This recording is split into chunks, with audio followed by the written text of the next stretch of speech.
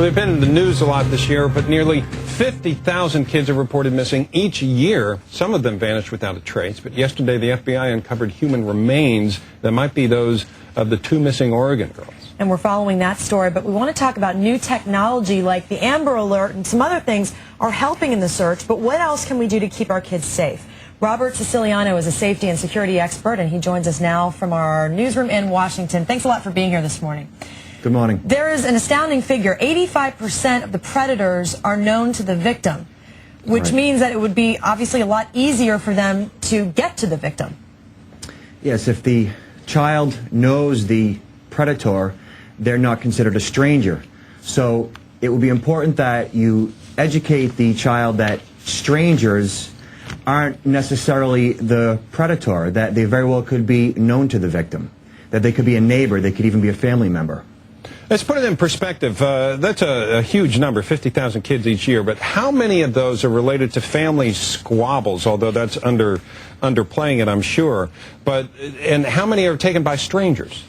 I mean, not strangers, but people who are not in the family. It's about 50% of that, actually. So figure half are actually child abductions, and the other half are known family members, friends, and so forth. They are situations where it is a estranged husband or wife taking the child, and so you need to just basically consider that there are going to be situations where it's going to be a complete stranger abduction, and others are going to be either a neighbor, a friend, or a family member. Now, you're the expert on this, and you've got some prevention tips. The first one you talk about is don't use scare tactics. Explain that. Right. Well, figure this, that your children, if you were to say to them, if somebody grabs you by the throat and throws you in your trunk, what are you going to do? That's going to scare them. Yeah. It's going to set them off. It's going to create unnecessary fear and trauma. So be gentle with them. Spend time with them.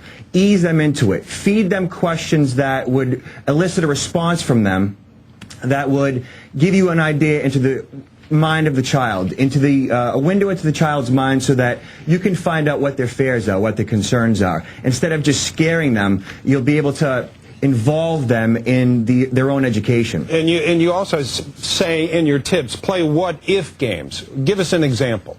What-if games are great. For example, what if we were in the supermarket and you were lost? What would you do? Where would you go?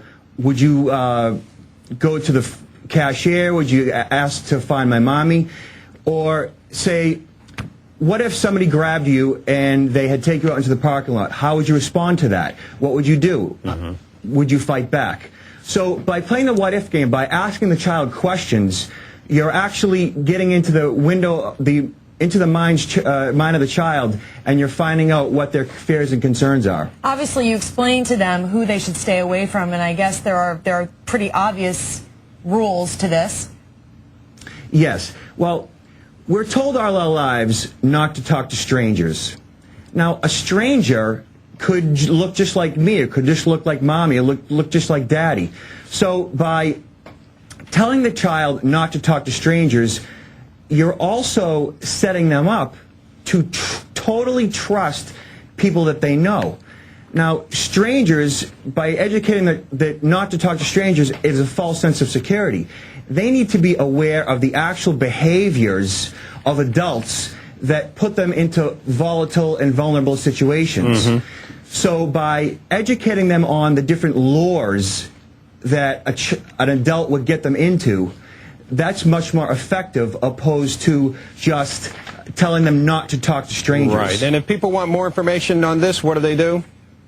Well, they can go online to childrensecurity.com. They can go to missingkids.com and learn more about their child safety and spend some time with them, educate them. How about this one we have up here, StreetSafeSecurity.com. StreetSafeSecurity.com. All right, yes. Robert Siciliano, safety and security expert. Thank you, sir.